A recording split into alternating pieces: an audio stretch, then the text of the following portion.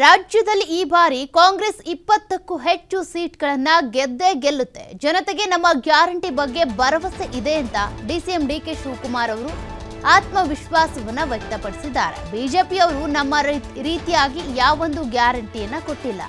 ಬಿಜೆಪಿಯವರು ಕೊಟ್ಟಂತಹ ಯಾವ ಗ್ಯಾರಂಟಿಗಳು ಕೂಡ ಇಲ್ಲಿವರೆಗೂ ಅನುಷ್ಠಾನಕ್ಕೆ ಬಂದಿಲ್ಲ. ಭರವಸೆ ಕೊಟ್ಟಿದ್ದಾರೆ, ಆದ್ರೆ ಯಾವುದನ್ನು ಈಡೇರಿಸಿಲ್ಲ.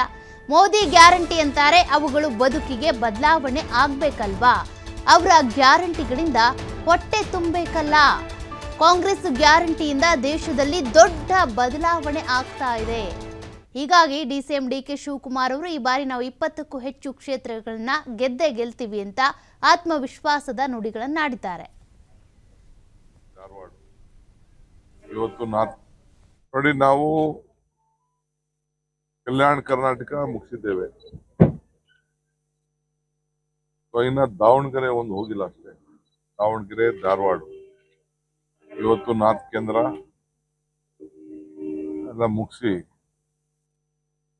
ಇವತ್ತು ಇಂಪಾರ್ಟೆಂಟು. ಆಮೇಲೆ ರಾಣೆಬೆನ್ನೂರು ಬರ್ತೀವಿ. ಇನ್ನು ಇಲ್ಲೂ ಕೂಡ ಬಾಗಲಕೋಟೆಯಲ್ಲಿ ನೋಡಿದ್ದೇವೆ.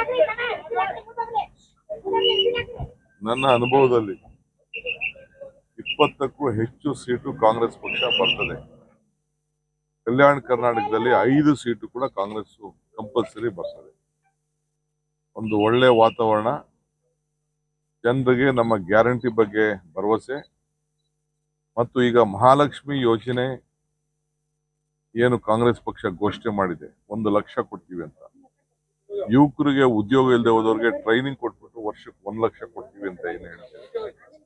ಹಾಸ್ಪಿಟ್ಲ್ಗೆ ಆರೋಗ್ಯ ವಿಮೆ ಏನು 25 ಲಕ್ಷ ಇನ್ಸೂರೆನ್ಸ್ ಕೊಡ್ತೀವಿ ಅಂತ ಹೇಳಿದ್ದೇವೆ.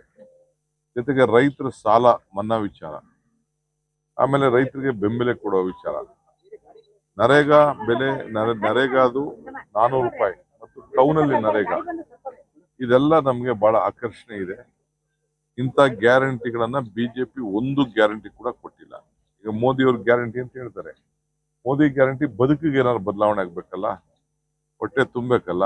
ಅಂಥದ್ದು ಯಾವ ಗ್ಯಾರಂಟಿ ಕೂಡ ಮೋದಿಯವ್ರ ಗ್ಯಾರಂಟಿ ಇಲ್ಲ. ಸೊ ಅದರಿಂದ ನಮ್ಮ ಗ್ಯಾರಂಟಿ ಬಗ್ಗೆ, ನಾವು ಬದುಕಿನ ಬಗ್ಗೆ ಯೋಚನೆ ಮಾಡ್ತಾ ಇದೀವಿ ಅಂತ ಇವತ್ತು ಇಡೀ ದೇಶದಲ್ಲಿ ಒಂದು ದೊಡ್ಡ ಬದಲಾವಣೆ ಆಗ್ತಾ ಇದೆ. ಇಂಡಿಯಾ ಒಕ್ಕೂಟಕ್ಕೆ ಅತಿ ಹೆಚ್ಚು ಬೆಂಬಲ ಇವತ್ತು ವ್ಯಕ್ತಪಡಿಸ್ತಾರೆ.